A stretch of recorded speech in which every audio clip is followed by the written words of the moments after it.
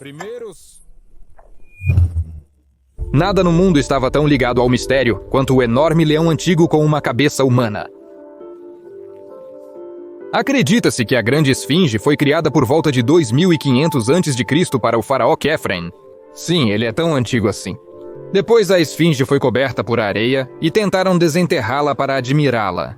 E isso aconteceu várias vezes, até o ano de 1817, quando aconteceu as escavações arqueológicas modernas. Mas eles também não conseguiram desvendar todos os segredos desta construção. Por exemplo, há um buraco na cabeça da esfinge, e ninguém sabe para que serve. Um viajante do século XVI descreveu como um sacerdote entrou na cabeça da estátua, e quando ele falava, parecia que o próprio esfinge estava falando. Em muitas estelas do Novo Reino, a esfinge é retratada com uma coroa. Se a coroa realmente existisse, a fixação poderia ser o ponto de fixação. Seja como for, em 1926 o buraco foi coberto com uma tampa de metal. No mesmo ano de 1926, a esfinge foi limpa da areia e, inesperadamente, os arqueólogos descobriram um misterioso túnel no nível do solo em seu lado norte, do lado da cauda. A descoberta emocionou arqueólogos e turistas, mas logo o túnel foi fechado com pedras e quase esquecido. Mais de 50 anos depois, 3 homens idosos que trabalhavam nas proximidades se lembraram da existência do túnel, e ele foi reaberto em 1988. Vale destacar que o túnel é bastante incomum. Ele consiste em uma parte superior e inferior, posicionadas em um ângulo de aproximadamente 90 graus entre si. Por quê? Qual foi o propósito disso? Uma das teorias é que o túnel foi escavado por caçadores de tesouros depois que a estátua foi construída. Ou seja, todo o túnel foi escavado de cima para baixo, e depois foram feitos buracos adicionais na parte inferior. E isso realmente poderia ter acontecido ainda nos tempos do Antigo Egito, porque muitas tumbas antigas foram saqueadas muito rapidamente, e ninguém sofreu qualquer maldição. Outra teoria sugere que este poço de origem antiga é um túnel de pesquisa, ou uma mina de túmulo inacabada, que parece não levar a lugar nenhum. Por que não leva a lugar nenhum? O fato é que a varredura do edifício com a ajuda da tomografia sísmica revelou um vazio sob a superfície. Um vazio que, segundo relatos, mede 12 por 9 metros, está localizado a cerca de 5 metros abaixo da esfinge. A descoberta causou agitação na comunidade científica, pois pode indicar que alguns artefatos desconhecidos podem estar escondidos sob o monumento cultural. Possivelmente nem mesmo os caçadores de tesouros chegaram a eles, apesar da sismografia já ter sido usada anteriormente para detectar anomalias subterrâneas. Esse vazio específico é particularmente notável por seu tamanho e localização. Além deste vazio, várias outras lacunas foram descobertas na mesma área. Acredita-se que uma delas seja algo como uma antiga biblioteca, que poderia conter informações valiosas sobre a história e cultura do Antigo Egito. No entanto, existe um problema sério. Devido ao fato de que a misteriosa sala está localizada bastante profundamente, ela provavelmente foi inundada com água subterrânea. Eles atingem precisamente 5 metros abaixo da superfície. De fato, a esfinge é uma construção surpreendente. Ele é considerado uma das estátuas mais reconhecíveis do mundo. Mas, possivelmente, a esfinge nem sempre foi como estamos acostumados a vê-la. De acordo com alguns pesquisadores, originalmente sua cabeça era de leão, não humana. O geólogo Colin Reeder descobriu que o corpo da esfinge é muito mais antigo que sua cabeça. E isso permite supor que a imagem humana da estátua foi adicionada posteriormente. A teoria de Reeder é confirmada por outras evidências. Ficou claro que o corpo e a cabeça da esfinge são desproporcionais. Isso sugere que originalmente sua cabeça era de uma criatura não humana, talvez um leão. Além disso, para os antigos egípcios, os leões eram poderosos símbolos de poder. Os cientistas até tentaram recriar como exatamente a esfinge parecia no momento da construção. No entanto, esses resultados exigem uma revisão da data de criação da esfinge. Por isso, os egiptólogos ainda não querem aceitar a teoria completamente e totalmente. Vale a pena dizer que várias passagens secretas são algo como um truque do Antigo Egito. E quanto mais as tecnologias modernas avançam, mais podemos aprender sobre essas passagens. Tomemos como exemplo a pirâmide de Quéops. Graças aos novos avanços na física, os cientistas conseguiram descobrir um enorme vazio, escondido dentro da famosa pirâmide. Em 2016, cientistas internacionais revelaram a descoberta de um espaço vazio de aproximadamente 30 metros de extensão. Não está claro qual era o propósito deste espaço. É uma câmara? Um túnel? Uma grande galeria? Talvez o espaço nunca tenha sido construído com um propósito específico? Isso também é possível. O espaço vazio provavelmente teve algum propósito de engenharia. Por exemplo, ajudou a reduzir a carga em outras câmaras conhecidas da pirâmide. Assim, a esperança reside somente no avanço tecnológico e na possibilidade de, no futuro, enxergarmos através da pedra e compreendermos seu interior. Se você acha que a pesquisa das construções do Antigo Egito está acontecendo muito lentamente, você está certo. Entender uma cultura há muito perdida pode ser difícil, e isso gera muita especulação. Mas voltaremos a eles mais tarde. Por enquanto, vamos falar sobre o Serapeum em Mênfis, que era um antigo local de enterro para touros sagrados. Durante um período de cerca de 1.400 anos, pelo menos 60 animais foram enterrados lá. Os sarcófagos para esses touros eram feitos de pedra maciça e pesavam até 70 toneladas cada um. O processo de escolha de um novo touro começava com a morte do existente, e deve-se dizer que a vida deste touro sagrado era fabulosa. Os animais eram mimados e adorados, mas qualquer touro eventualmente tinha que morrer, e sua morte era preparada com antecedência, pois a criação de apenas um sarcófago levava uma quantidade incrível de tempo. Assim que o touro morria, parte de seu corpo era consumida, e o restante era mumificado ou preservado de outra forma antes de finalmente ser enterrado. Em seguida, o ciclo se repetia continuamente. Esse processo perdurou por aproximadamente 30 anos em nossa era, até que todas as atividades relacionadas à adoração do touro sagrado cessaram devido à dominação romana no Egito. Quando o Serapeum foi redescoberto, tornou-se uma verdadeira maravilha arqueológica e gerou uma série de teorias estranhas. Por exemplo, alguém acredita que os gigantescos sarcófagos foram destinados ao enterro de pessoas gigantes. Afinal, os antigos egípcios não teriam dedicado tanto tempo e energia a qualquer tipo de touro, certo? Mas aparentemente eles poderiam sim, porque no Antigo Egito, eles prestavam muita atenção aos animais. Então, os arqueólogos descobriram um incrível cemitério de gatos em Bubastis, um complexo de templos dedicado à deusa gata Bastet. As escavações revelaram uma quantidade sem precedentes de animais que foram mumificados e deixados como oferendas à deusa. De acordo com alguns dados, são literalmente milhares de múmias de gatos, que foram envolvidas em bandagens de linho e adornadas com amuletos representando Bastet. Ao norte de Bubastion está Anubion, um complexo de templos dedicado a Anubis, o deus da morte com cabeça de chacal, onde, segundo estimativas, milhões de cães também foram encontrados em túneis labirínticos. Na antiguidade, as pessoas conseguiam mumificar com sucesso pequenas cópias de certas divindades. Além disso, as catacumbas já foram preenchidas com ibis mumificados, falcões, crocodilos, cobras e até pavões. Às vezes, me parece que os antigos egípcios gostavam tanto disso que mumificavam todos que não conseguiam fugir. Mas isso, é claro, tinha um significado sagrado, e as múmias eram usadas como oferendas. É mais fácil dizer quais animais os egípcios não mumificavam. Até onde os cientistas sabem, não existem múmias de porcos, hipopótamos e é só isso. No entanto, havia uma peculiaridade nesse costume. A escala da mumificação de animais era tão grande que as pessoas começaram a fazer falsificações. As verdadeiras múmias eram caras, e a demanda por elas era enorme, então os comerciantes tiveram que se virar. Imagine a surpresa dos pesquisadores modernos ao usar a tomografia computadorizada e o raio-x para analisar o interior das múmias. E descobriram que cerca de 1/3 das múmias não continha animais, nem esqueletos, nem outros detalhes. E parece que os gatos tiveram ainda mais sorte. Os ibis sagrados desapareceram completamente do território do Egito moderno, não resistindo a tanta mumificação ativa. Quando os animais na natureza começaram a morrer, programas de criação em massa foram iniciados em templos e vilas circundantes. Alguns conseguiram ser salvos, mas a própria ideia de criar animais apenas para a sua mumificação me assusta. Mas deixemos em paz os animais do Antigo Egito. Também são encontrados achados mais interessantes nas tumbas. Qual é a probabilidade de, ao descobrir algum túmulo antigo, você encontrar um meteorito nele? Assumindo que você, é claro, começará a investigar túmulos antigos. Uma nova pesquisa descobriu uma descoberta notável em uma tumba do Antigo Egito, contas decorativas feitas de meteorito. As contas em forma de tubo, que têm cerca de 5.000 anos, foram encontradas em 1911 em um cemitério localizado a cerca de 70 quilômetros ao sul do Cairo. As contas encontradas no local do enterro representam os primeiros exemplos conhecidos do uso de ferro no Antigo Egito, milhares de anos antes da Idade do Ferro. E que esse ferro era de origem cósmica. Os cientistas suspeitavam há muito tempo. Descobriu-se que as contas são ricas em níquel, típico de meteoritos de ferro. Além disso, dados modernos confirmam que o material sempre foi assim, não sendo uma liga.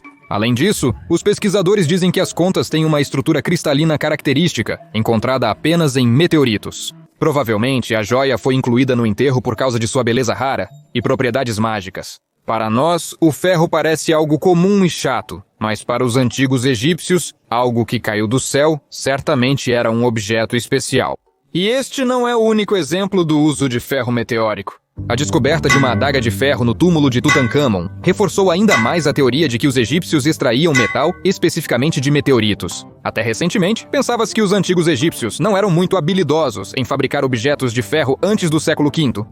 Até a nossa era, descobertas arqueológicas indicam que o ferro era raramente extraído no Nilo em comparação com outros materiais, como o cobre. Quando o faraó Tutancâmon morreu, o ferro era um material mais raro do que o ouro. Na verdade, isso é compreensível. Para obter ferro, é necessário realizar manipulações suficientes, aplicar esforço e usar ferramentas que aparentemente não existiam no Antigo Egito. Tanto no Egito quanto na Península do Sinai, havia grandes depósitos de minério de ferro, e as fontes textuais indicam que os egípcios sabiam sobre este metal. Quer dizer, eles sempre souberam, desde o início. Mas o minério era principalmente usado para criar pigmentos para arte e maquiagem. Acreditava-se que para fins mais familiares, como fabricar armas, o ferro não era considerado. No entanto, tudo mudou quando a adaga encontrada no túmulo de Tutancâmon foi analisada por especialistas. A análise mostrou que uma parte significativa do metal nele veio de fontes meteoríticas, e não de minas de minério fundido. Como eu já disse, o ferro meteórico, como um metal que veio de algum lugar acima, tinha um status mais alto e era claramente digno do punhal do próprio faraó. E já que estamos falando de Tutancâmon, vale a pena dedicar mais atenção a este faraó. Você provavelmente conhece bem essa pessoa. Justamente a máscara mortuária de ouro de Tutancâmon é considerada um dos símbolos mais reconhecíveis do Antigo Egito. Além disso, sua tumba, descoberta em 1922, estava praticamente intocada por saqueadores, e por isso se mostrou muito rica. A descoberta de sua tumba é considerada um dos maiores eventos arqueológicos de todos os tempos. A famosa maldição dos faraós está associada à tumba de Tutancâmon, na qual os arqueólogos que perturbaram o repouso do antigo rei supostamente morreram. Isso por si só é apenas um mito, mas agora falo de outra coisa. Entre outros tesouros na tumba de Tutancâmon, foram encontradas 6 carruagens de diferentes tamanhos, que podem ser chamadas de Ferraris, da antiguidade. As carruagens eram o ápice da tecnologia da época, considerando o valor das rodas, que tinham uma verdadeira banda de rodagem feita de aro de madeira flexível. Além disso, as rodas com 6 raios são feitas de madeira elástica. Assim, as cargas transmitidas pelas irregularidades do solo eram absorvidas uniformemente e amortecidas pela roda. Isso é praticamente como suspensões inteligentes em carros modernos, mas criadas 3.300 anos atrás. Além disso, os cientistas que estudaram as rodas estão convencidos de que elas tinham resistência a danos, como um avião. Eu também não entendi completamente o que isso significa, mas foi exatamente o que os cientistas disseram. Como resultado de todas as características listadas, temos um nível notável de suavidade e conforto.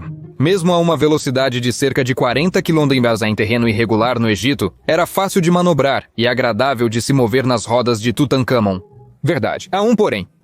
Tutancâmon morreu com cerca de 19 anos, em uma idade muito jovem, como é conhecido. Existem várias versões do que poderia ter levado à morte do faraó, desde doenças congênitas até malária. Alguns estudiosos sugerem que Tutancâmon pode ter morrido em um acidente de carruagem devido a múltiplos traumas, incluindo a ausência da parte frontal do tórax e costelas. Claro, não há garantia de que o faraó perdeu essas partes do corpo devido a um acidente. É bem possível que eles tenham sido simplesmente removidos pelos saqueadores quando roubaram as joias do túmulo. Mas vamos voltar às rodas.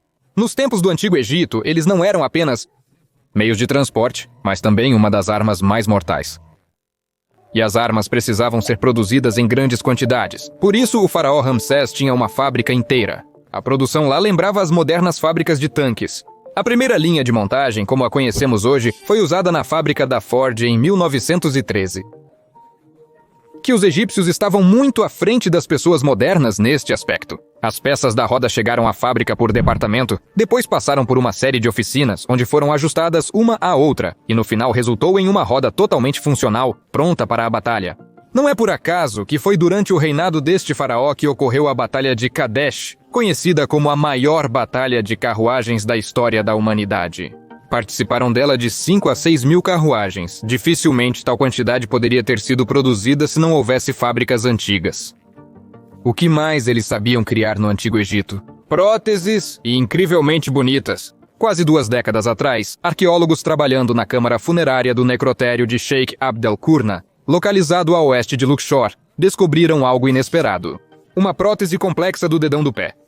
A prótese foi anexada aos restos da mulher e aparentemente pode ser considerada a prótese mais antiga já descoberta. Segundo as pesquisas, a prótese pertencia à filha de um sacerdote. Considerando a qualidade do item, o sacerdote provavelmente tinha uma alta posição social. Usando microscopia moderna, tecnologias de raios-x e tomografia computadorizada, os cientistas determinaram que o dedo do pé de madeira, criado no início do primeiro milênio há 100, foi modificado várias vezes para se ajustar perfeitamente ao seu proprietário. Os cientistas também documentaram os diferentes materiais e métodos usados para fazer a antiga prótese. Os artesãos que criaram este dispositivo devem ter tido bom conhecimento da fisiologia humana. A proprietária da prótese provavelmente morreu entre os 50 e 60 anos de idade e, em algum momento do passado, teve um dedo do pé amputado. A ausência do dedo provavelmente a incomodava e por isso a prótese pode ter ajudado. De fato, o fato de que no Antigo Egito eles eram bem versados em medicina, para o seu tempo, não é segredo para ninguém. A medicina do Antigo Egito é a mais antiga entre os sistemas médicos documentados. Além disso, os antigos egípcios são amplamente conhecidos por suas numerosas realizações em matemática, astronomia e engenharia. No entanto, uma das invenções mais misteriosas do Antigo Egito pode ser a lâmpada elétrica. Ou algo do tipo. Concordo, soa como mais uma teoria da conspiração, mas eu nunca tinha ouvido falar dela antes e por isso me interessei. Os fragmentos da lâmpada de Dendera são partes autênticas do relevo do templo egípcio de Hathor. Segundo a maioria dos egiptólogos, a imagem retrata um mito egípcio da criação do mundo, o que é confirmado pelo texto nas laterais. Na verdade, é uma cobra que nasce de uma flor de lótus, símbolos simples e compreensíveis para o Antigo Egito. Mas como geralmente acontece com o Antigo Egito, há uma perspectiva alternativa. Segundo ela, o baixo relevo exibe um antigo aparelho elétrico de iluminação. Parece mesmo uma lâmpada enorme. Ademais, não há traços de fuligem nas paredes da tumba. Apesar de avançados tecnologicamente, os antigos egípcios não inventaram a eletricidade. Se isso tivesse acontecido, os arqueólogos já teriam encontrado fragmentos de vidro, fios de solda e outras coisas que são essenciais para as lâmpadas. Mas isso nunca aconteceu. Outra descoberta que agradou aos teóricos da conspiração é chamada de pássaro de Saqqara. É uma figura de madeira descoberta em 1898 durante a escavação de um dos túmulos. A ave foi datada aproximadamente 200 anos antes da nossa era e agora está no Museu do Cairo. E quais são as principais conclusões que podemos tirar dessa descoberta? Bem, provavelmente tinha algum significado cerimonial, porque o falcão, a ave que foi modelada, é de Saqqara. A imagem retrata um dos principais deuses da mitologia egípcia, e principalmente a divindade do falcão Horus e a divindade do sol Ra. Talvez algum garoto do Antigo Egito tenha brincado com ela. Ou talvez o pássaro funcionava como um belo flutuador, ou um bumerangue, ou apenas uma decoração. Mas, por algum motivo, alguns acreditam que o pássaro pode ser uma prova de que o conhecimento dos princípios da aviação existia muitos séculos antes de serem descobertos. Desde então, várias tentativas foram feitas para recriar o design do antigo planador usando materiais e tecnologias modernas. A primeira tentativa falhou. O construtor não conseguiu fazer o planador voar por causa da instabilidade. A segunda foi o contrário. O modelo foi modificado e a madeira compensada foi usada como material. O construtor provou que pode fazer o planador voar com um leve toque e até deslizar, mas ainda assim, a descoberta gera muitas contradições. Os egiptólogos recusam-se a considerar versões completamente estranhas. Espere, certamente alguém do nosso público dirá. E quanto àquelas imagens de aeronaves nas pinturas murais? Ao longo de uma década, algo no templo do faraó Sete I, em Ábidos, tem intrigado as mentes dos amantes de tudo que é místico. Entre os hieróglifos, algo que se assemelha a um helicóptero, bem como aviões e um submarino, estão representados. Alguns creem que esses hieróglifos comprovam tecnologias modernas na antiguidade, possivelmente transmitidas aos egípcios por extraterrestres, atlantes ou outros seres. No entanto, a maioria dos arqueólogos concorda que não há nada de incomum nessas imagens. Exemplos de tecnologias antigas estão relacionados ao hábito de alguns faraós de apagar os nomes de seus antecessores e escrever os próprios por cima. Eu não estou brincando! Isso era uma prática bastante comum! Imagine, você é um faraó e quer que te venerem. E seu pai começou a construção de algum templo, mas depois morreu. Você tem que terminar essa construção. Mas em um lugar bem visível, todo visitante do templo pode ler o nome do seu pai. Concordo, isso é de alguma forma ofensivo. Os faraós mandavam alterar as inscrições esculpidas em pedra, e ninguém se importava com isso. Imagens que podem ser consideradas como técnica moderna são apenas o resultado da sobreposição de uma inscrição sobre a outra. Mas eu não mencionei o extraterrestre sem motivo. Informações sobre eles são atraídas para o Antigo Egito como se fosse um ímã. No vídeo carregado em um dos canais do YouTube dedicado a OVNIs, você pode ver uma multidão de turistas olhando para as pirâmides e acima delas estão flutuando 3 objetos triangulares misteriosos. As legendas do vídeo dizem que foi filmado em abril de 2016 e os OVNIs estiveram presentes por 4 horas. Os entusiastas do místico dizem que essa gravação é real, pois é bastante de alta qualidade em comparação com outros vídeos que retratam naves alienígenas. Mas ei, as tecnologias não estão paradas, e os gráficos de computador hoje são muito mais avançados do que há uma década ou 2. E que tal a informação de que os antigos egípcios aparentemente usavam as pirâmides como usinas de energia? Quem precisa de tumbas de faraós? Essas enormes construções podem ser parte de um mecanismo engenhoso que permitia a comunicação com os deuses. E os deuses, naturalmente, vieram das estrelas, como era esperado.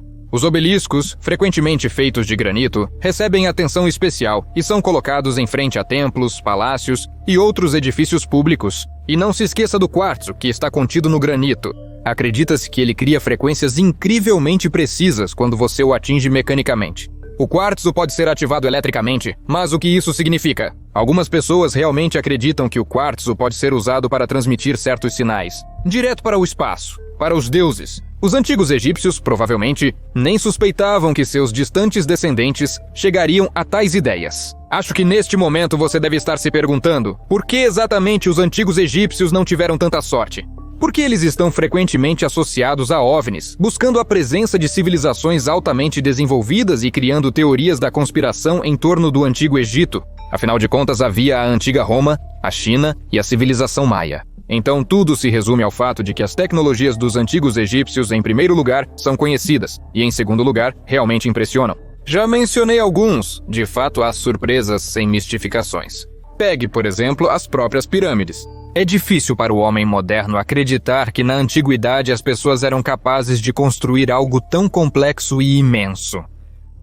Afinal, naquela época não existiam guindastes, nem guindastes elevatórios, nem betoneiras, nada. Mas as pirâmides foram construídas. Seria possível sem a ajuda de civilizações extraterrestres? Vamos analisar, por exemplo, a pirâmide de Quéops. Estima-se que sua construção envolveu a extração de cerca de 2,5 milhões de grandes blocos, com um peso total de 6 milhões de toneladas. A maioria dos blocos foi cortada nas proximidades, diretamente do platô de Gizé. Ao mesmo tempo, outros blocos foram transportados de barco pelo Nilo. O calcário branco de Tura para o revestimento e os blocos de granito de Aswan pesando até 80 toneladas para a construção da Câmara do Rei. Em geral, os números são mais ou menos assim. Cerca de 5,5 milhões de toneladas de calcário, 8.000 toneladas de granito e 500.000 toneladas de argamassa de construção. Isso é diabolicamente muito e diabolicamente pesado. E as pedras precisavam ser não apenas transportadas, mas também de alguma forma extraídas. Além disso, era necessário lidar com toda a construção rapidamente, para evitar problemas. O faraó morreu, e a tumba dele não estava pronta. Para compreender como os antigos egípcios fizeram isso, o pedreiro Frank Vargas realizou um experimento. Ele usou as ferramentas daquela época e os mesmos materiais. Descobriu-se que cerca de 3.500 trabalhadores poderiam produzir os 25 blocos diários necessários para a conclusão. Para concluir a Grande Pirâmide em 27 anos. Isso é realmente possível? Completamente. E o tempo de vida do faraó Quéops foi claramente suficiente para concluir a construção, embora não se saiba muito sobre ele. Segundo pesquisa de 1999, feita por egiptólogos sobre a gestão da construção, uma média de 12.000 trabalhadores é necessária para todo o projeto, com pico de cerca de 40.000 pessoas. E não, todas essas pessoas não eram escravas, como se pensava anteriormente. Aliás, os autores gregos antigos são os culpados disso. Eles, é claro, não estavam presentes durante a construção, mas eram bons em inventar todo tipo de coisa e soavam muito sérios. Porém, para uma construção eficiente, era necessário ter profissionais que trabalhassem sem precisar de coerção, motivação e monitoramento constante.